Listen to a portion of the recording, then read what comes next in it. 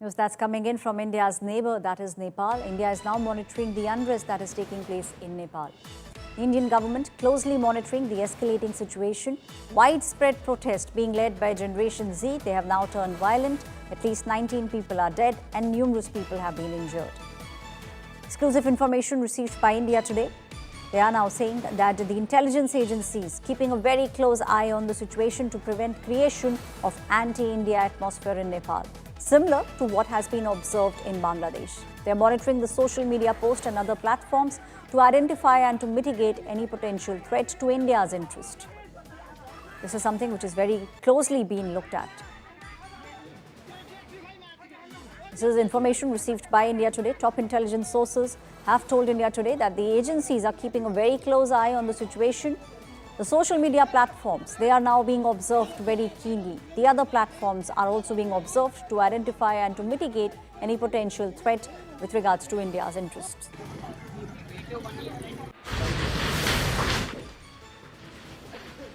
In the last 48 hours, we have seen how Nepal has been burning.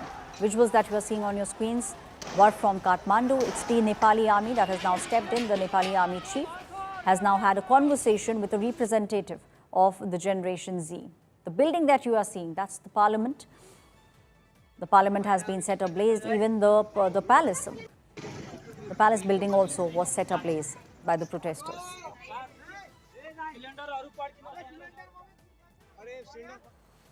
Nepal now remains on the edge. Protests still continue to rage on. The Nepali army actually launched overnight crackdown across all the major cities. At midnight, the army chief met with Generation Z representatives to understand what their demands were.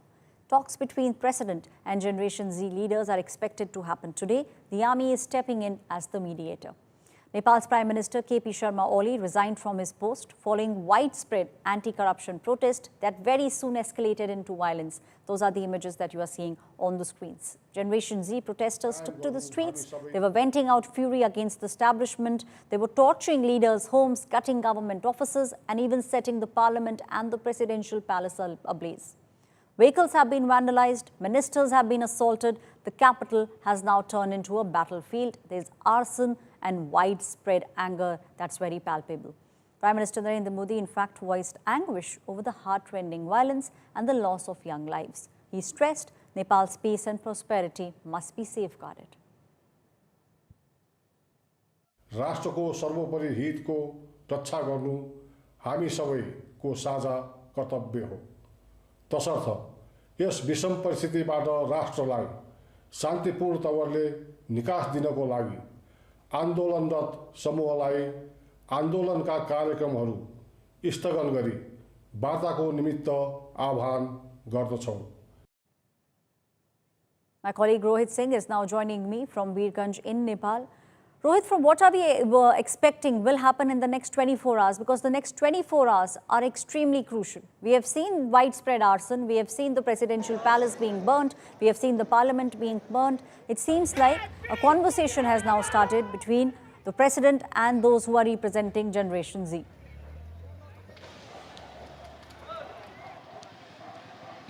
Well, see, yes, the next 24 hours could be extremely crucial as to what will be the future of Nepal, because the manner in which in the last 2 days we have seen massive violence being reported from Kathmandu to Birganj and other parts of Nepal, and especially in Kathmandu, the kind of arson, the kind of loot and vandalism that has been witnessed. Nothing has been left untouched in Kathmandu and also in Birganj, where I am at this point of time. And now since last night, the army has been called in and the army has taken control of the most of the places in Nepal, and in Birganj also the Ghanta Ghar Chowk, which is the epicenter of the protest that has been witnessed in Birganj in the last 2 days.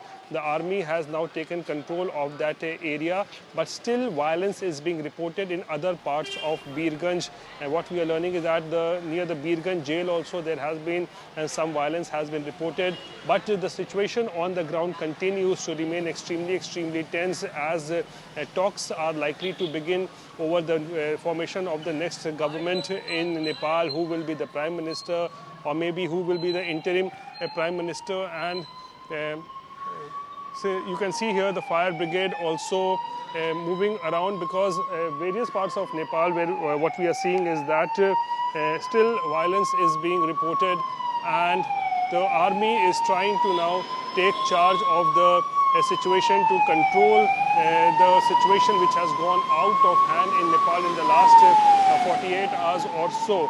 So, as you were mentioning, yes, next 24 hours could be extremely crucial for what could be the future of this Himalayan Republic. Back to you.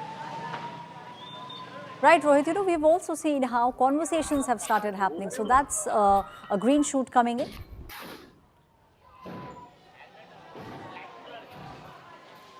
Well, yes, communication has begun, but now remains to be seen that who could take charge as the next Prime Minister, who could be in the running, and when will the next government be formed, or maybe is Nepal heading towards a fresh election? That remains a big question. But in the last 48 hours or so, what we have seen is that the manner in which the anger of especially the Gen Z, the youth of Nepal, has poured on the streets of Nepal, right from Kathmandu to other areas, has only reflected the fact that the kind of tension that was simmering, the kind of unrest that was simmering in the amongst the youth of Nepal. And it was not only the ban on social media which had irked them, but primarily it was the kind of rampant corruption, lack of transparency, high inflation, and pathetic condition of the education system, no unemployment. This is what was really bothering the youth of Nepal. And in the last 2 days, we have seen the manifestation of the youth who came on the streets and have resorted to mass-scale vandalism. You can see in Kathmandu especially, nothing has been left untouched. As I was mentioning, the President's house, the Prime Minister's house, several ministers' residences, the Singh Darbar, the Parliament, everything has been completely torched, set on fire, and mass-scale vandalism has taken place. And it's like Nepal is burning at this point of time. Now needs to be seen that how things will get back to normal. Who will take charge of this Himalayan Republic in the days to come?